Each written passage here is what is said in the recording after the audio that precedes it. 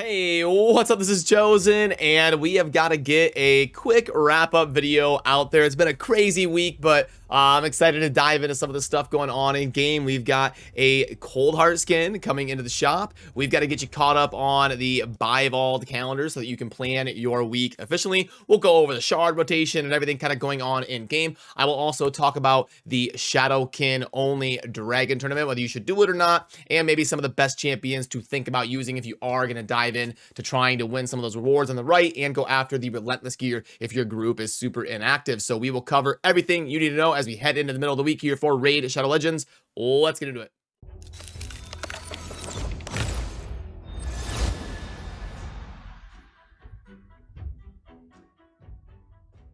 Alrighty, so first of all, let's go ahead and pull up the Buy Vault of the Thorn calendar here so we can plan ahead and see what we should be focusing on. So right now it is going to be Tuesday the 17th, so you can see that there's going to be an Ice Golem tournament we're going to need to focus on finishing up here within the next day or so, and then we have the Artifact Enhancement event that just ended. So hopefully you already got your fragments from that, and then we will have the champion training event going on for a super long time for the next few days, and we've got 15 fragments in there to make sure we scoop up, and then just the start of the Dungeon Divers event. So you're kind of double dipping your Ice Golem and your Dungeon Divers. If you've already got the fragments from your Ice Golem and you still want to hit that Dungeon Divers, you can actually do so with champion training. You do get points for Dungeon Divers from champion training, so you can do that as well. And then also you'll get some points for the Dungeon Divers if you are going to go after the Shadowkin Dragon event or Dragon tournament that I will talk about here a little bit later.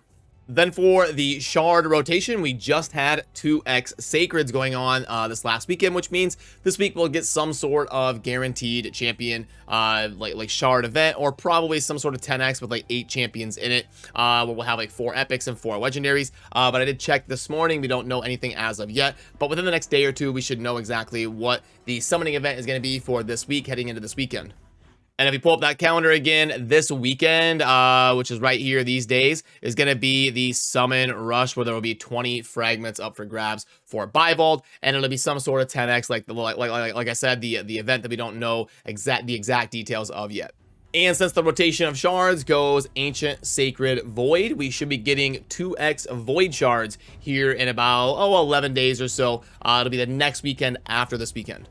For some of the basic general overarching things in the game that you want to take note of, we just had a brand new batch of the clan quests that you're going to want to dive in and claim some of those so you can progress your clan shop. And then we are also going to be getting a CVC about exactly 1 week from today. This week should be an off week for CVC. And then on the upcoming Tuesday, heading into next week, we will get our next CVC match.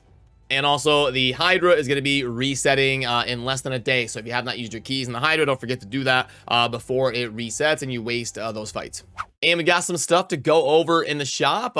Some pretty interesting stuff like the skin and a pretty crazy anniversary pack. So let's start right here with the Great Deal Mix Pack. We're going to have 5 Epic Tomes and 3 Legendaries, and then 4 and 2 on the chicken, just like that. And then 12 times 4 is 48 on the XP brews, and boom, a 2.17. So not the worst offer you're gonna see, but not one that I would typically recommend. Then we've got the anniversary pack. This looks pretty promising. We've got a price of 20, and let's reset this stuff right here. And then we're gonna go 30 of energy refills, and then energy of 2250, and gems of 750, gives us a 3.45. It is worth noting that you're going to get this offer over the course of 5 days. You won't get it instantly, but in terms of packs that we see in game, it's one of the better ones you're ever going to get, especially during a fragment hero going on where you have an opportunity to spend some of this res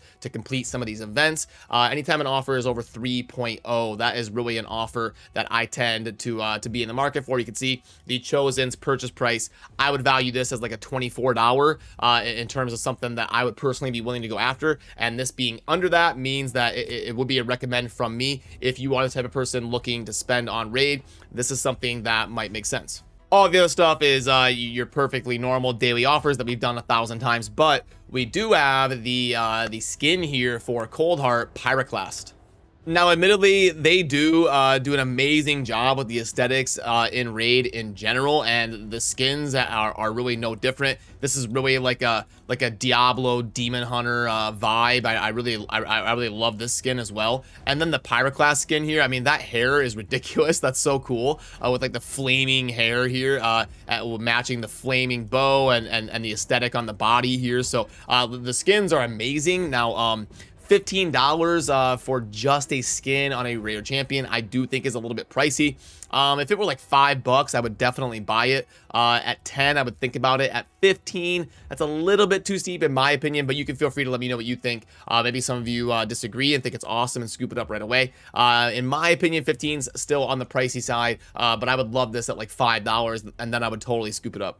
But I did also want to talk about this Dragon tournament going on, featuring only the Shadowkin. Now that is a little bit brutal. Typically they will pick like a certain like subset of 4, like Nyresian Union or whatever, where you can pick a certain subset of factions, but they are just going with one faction only here. So it's basically like a faction wars for the Shadowkin, but you're doing the Dragon dungeon, and this has nothing to do with the Bivald fragment events, so you're not going to be making any progress towards that. So I wouldn't prioritize it unless you have plenty to get your Bivald fragments. But if you can, this is an opportunity to maybe win some cheap Relentless gear and be like doubly efficient for some of your Dragon farming.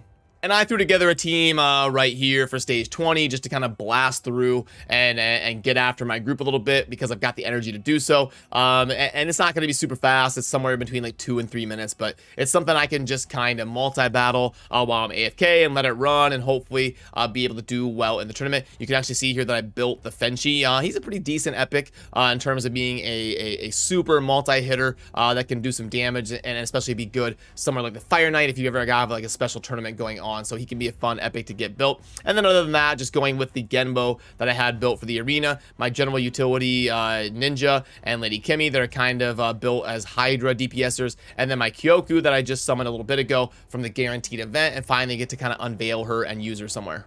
So that's the ones that I went with, just based off of kind of not needing to swap out a whole lot of gear or do a bunch of craziness. Now, I do also have a Genzen who would be amazing for an event like this because he has got this AoE defense break, which is kind of rare in the Shadowkin, especially if you have it booked. If you haven't booked, he'd be really, really good for this event, having that consistent defense break and the triple hitter. You do have to keep in mind that reducing the turn meter or having a decreased speed debuff is not going to work on the Dragon. It's one of those random caveats in Raid where something just kind of randomly doesn't work, but they don't tell you in game.